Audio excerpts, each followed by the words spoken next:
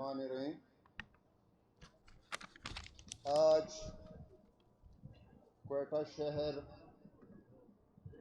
کی اس احتجاجی جلسے کے قدرمند مشر محترم محمود خان اچکزئی صاحب، سردار اختر جان مینگل صاحب، ڈاکٹر مالک صاحب، عبد الخالق ہزارہ صاحب، پتہ نہیں ہے کہ کہاں سے شروع کروں، کیا بولوں، کتنا بولوں۔ اس ملک کہوں یا رجواڑہ کہوں، ان کے اتنے مسائل ہیں کہ ہمیں ہر روز ایک دھرنا دینا ہوگا۔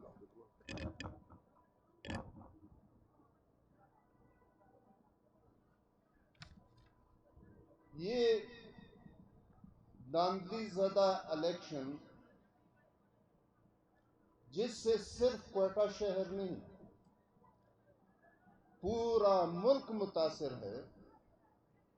ابھی نکلتے ہوئے سوشل میڈیا پہ دیکھا کہ راولپنڈی کے کمشنر نے استعفیٰ دیا ہے اور کہا ہے کہ 70,000 ووٹ لے کے ان کو ہم نے ناکام کرایا۔ میں اس کا اعتراف کرتا ہوں، اور انہوں نے اپنے لیے خود پھانسی کی سزا مانگی ہے۔ اب ایسے ملک میں کس چیز پہ ہم روئیں گے، چلائیں گے اور جلسے کریں گے اور دھرنے دیں گے؟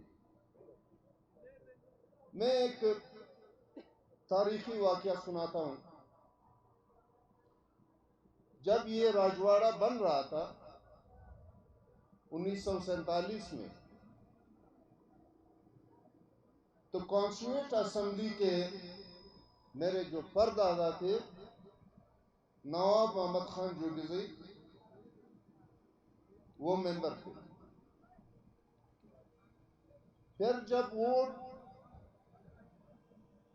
یعنی پاکستان بن رہا تھا تو نہرو نے رابطہ کیا دادے کے ساتھ کہ ہم آپ کو فلانا فلانا فلانا مراعات دیتے ہیں، آپ پاکستان کے حق میں ووٹ نہ دیں۔ خان آف کلات نے اپنا نمائندہ بھیجا نواب صاحب کے پاس کہ ایسے کرتے ہیں کہ ہم اور آپ مل کے ایک علیحدہ ریاست بناتے ہیں یا قندھار کے ساتھ شامل ہو گئے۔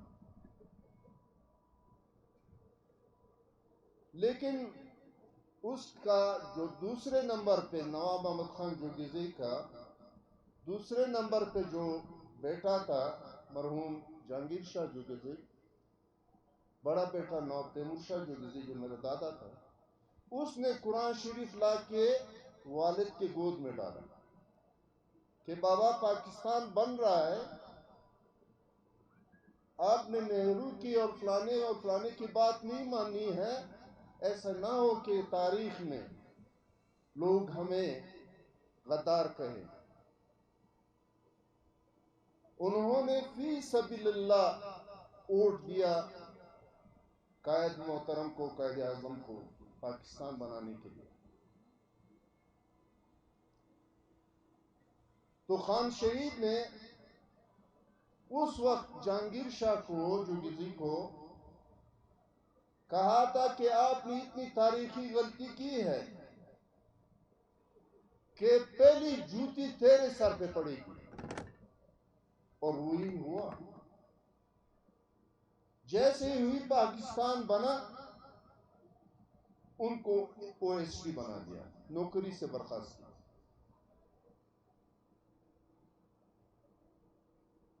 جب وہ ریٹائر ہوئے پھر سینیٹر بنا اسلام آباد میں جب تھا MNA، تو کبھی کبھار میں جاتا تو ان سے ملنے کے لیے، تو میرا ہاتھ پکڑ کے ان کے آنکھوں سے آنسو بہتے تھے. تو میں پوچھتا تھا کہ کاکا کیا ہوا؟ انہوں نے کہا کہ میں کیا بنانا چاہتا تھا اور یہ کیا بن گیا. یہ کیا بن گیا. میں نے کہا کہ جو آپ نے کرنا تھا وہ تو کر دیا اور ہمیں تباہ کر دیا. اب جس خطے پہ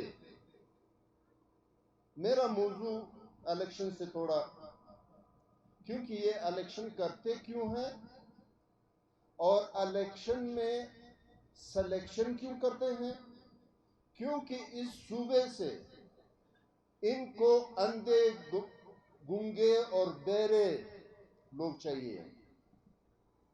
اندھے، گونگے، بہرے ان کی ضرورت ہے، کیونکہ ان اندھے اور گونگے اور بہروں کے اسمبلی میں ان کی نظریں ہمارے اس صوبے کے وسائل پہ.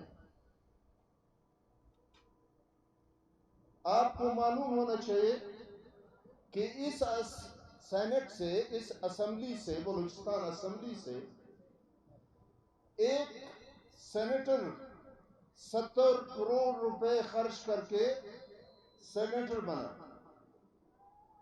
ابھی بھی وہ سینٹ کا حصہ ہے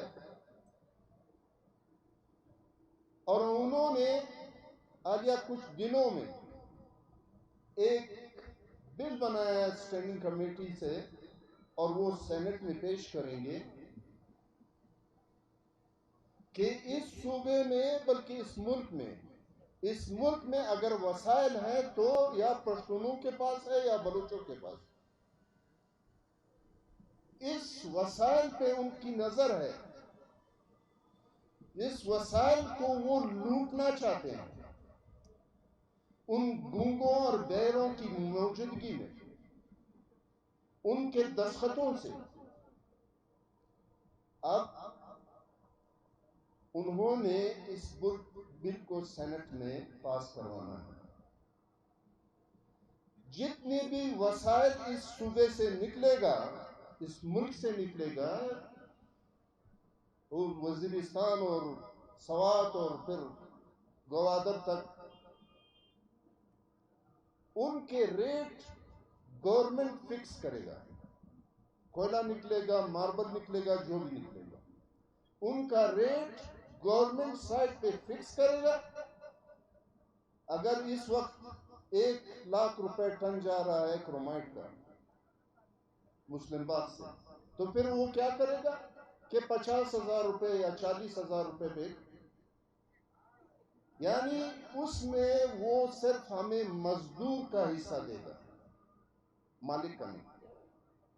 وہ چاہتے ہیں کہ ہم اس صوبے کے وسائل کا مالک نہ بنیں اور وہ ہمیں لوٹتے رہیں، اور ہماری بے اتفاقی کی وجہ سے ہم زئی اور خیلی اور مختلف پارٹیوں میں تقسیم کر کے بس ہم صرف احتجاج کرتے ہیں اور ہم کچھ نہیں کر سکتے. تو اس لیے ان کو ایسے بندے چاہیے اسمبلی میں. یہ جس کوئٹہ کے نیشنل اسمبلی سیٹ سے میں کنٹیسٹ کر رہا تھا تو وہاں میں پوچھتا تھا جوانوں سے، سفید ریش سے، کہ 5 سال پہلے آپ کا ممبر کون تھا، نیشنل اسمبلی کا ممبر کون تھا؟ وہ ایک دوسرے کو دیکھتے تھے، پھر سر ہلاتے تھے کہ ہمیں معلوم نہیں. ان کو ایسے نامعلوم بندے چاہیے. ان کو سردار اختر جان جیسے، محمود خان اچکزئی جیسے، ڈاکٹر مالک جیسے بندے اسمبلی میں نہیں چاہیے.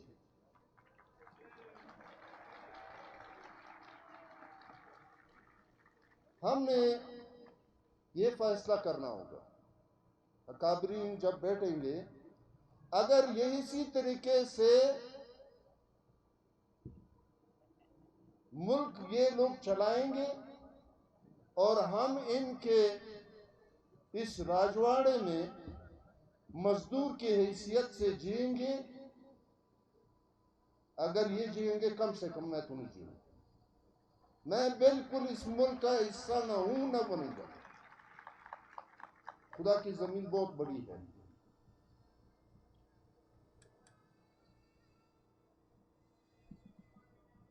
اتنی زیادہ باتیں ہیں کہ ایک پیمنٹ زدہ قوم میں ہمارے سامنے بیٹھا ہوا ہے، پیمنٹ کے پیسے لا کے، کھربوں ڈالر لا کے پنجاب کا سسٹم بنایا، ان کے موٹر ویز بنائے، ہمارے پورے صوبہ کی جو کہ آدھا ملک بنتا ہے رقبے کی لحاظ سے، ایک فٹ موٹر وے نہیں ہے، لیکن اس قرض میں ہم شامل ہیں۔ اس کی جو ادائیگی ہوتی ہے، ابھی آپ دیکھیں کہ ریٹس کتنے ہیں، مہنگائی کتنی بڑھ گئی اور بڑھے گی، وصولی ہم سے ہوتی ہے، آبادی ادھر ہوتی ہے،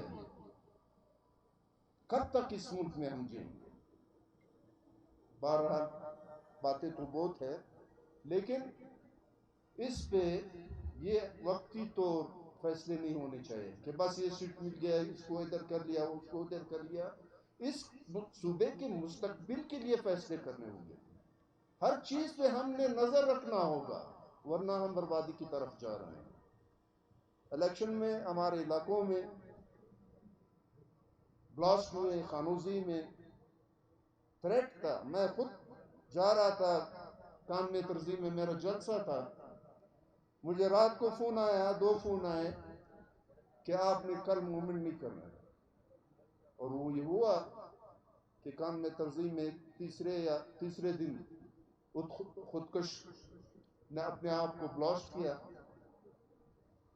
خانوزی میں بلاسٹ ہوا، جوگ میں کلاسفلا میں بلاسٹ ہوا، بے گناہ لوگ اس میں مارے گئے، گورنمنٹ نے کچھ ایکشن نہیں لیا، گورنمنٹ ہے نہیں۔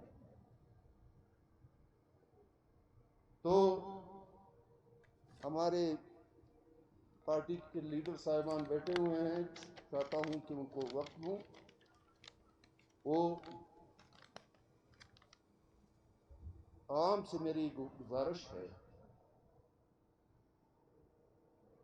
کہ وہ پرامن طریقے سے، منظم طریقے سے ایک احتجاج کا ایسے بنیاد ڈالے تاکہ ایک ہی دفعہ فیصلہ ہو کہ ہم نے اس ملک میں کیسے جینا ہے۔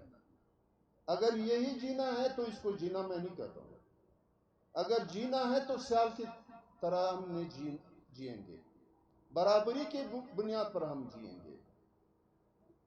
فیصلے صرف الیکشن کے لیے نہیں، ہمارے پورے مستقبل کے لیے فیصلے ہونے چاہیے۔ بڑی مہربانی۔